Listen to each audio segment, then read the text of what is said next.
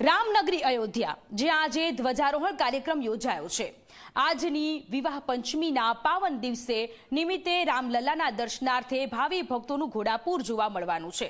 આ સિવાય પંચમીનું આજે જે પાવન પર્વ છે એમાં ખાસિયત શું છે, ધર્મધ્વજાની ખાસિયત શું છે તેની વાત કરવી છે તો 161 ફૂટ ઊંચા શિખરમાં આજે ધર્મધ્વજારોહણ થવાનું છે। શિખર પર 30 ફૂટ ઊંચો ધ્વજદંડ છે એ સ્થાપિત કરાયેલો છે। શિખર પર 30 ફૂટ ઊંચો ધ્વજદંડ સ્થાપિત કરાયેલો છે। આજે જે ધર્મધ્વજા જે સ્થાપિત થવાની છે તેની ખાસિયત શું છે તેની વાત કરી રહ્યા છીએ।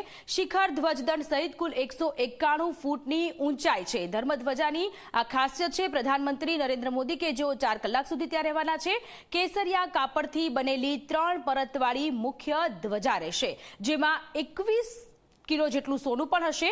ધ્વજા પર ઓમ સૂર્યદેવ કોવિદાર વૃક્ષનું પ્રતીક પણ આ ધ્વજા પર જોવા મળવાનું છે। અને જ્યારે ધ્વજારોહણ થશે ત્યારે ધ્વજ પર સૂર્યદેવ ભગવાન રામની સૂર્યવંશી પરંપરાનું આ પ્રતીક પણ ધ્વજને માનવામાં આવે છે।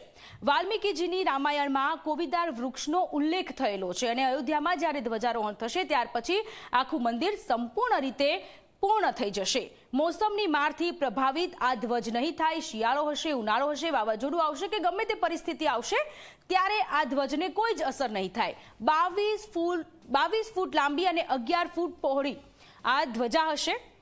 આ ધર્મધ્વજા કે જેની આ ખાસિયત છે, રામ મંદિર પરિસરમાં 7 મંદિરના ધ્વજ ત્રિકોણિયા રહેવાના છે। જે 7 મંદિર છે એ 7 મંદિરના ધ્વજ ત્રિકોણ આકારમાં રહેશે। 3 અન્ય ધ્વજો પર માત્ર ઓમનું જ ચિહ્ન હોય છે। જ્યારે આજે ધર્મધ્વજાની જે ખાસિયત છે આપણે એની વાત કરી રહ્યા છીએ।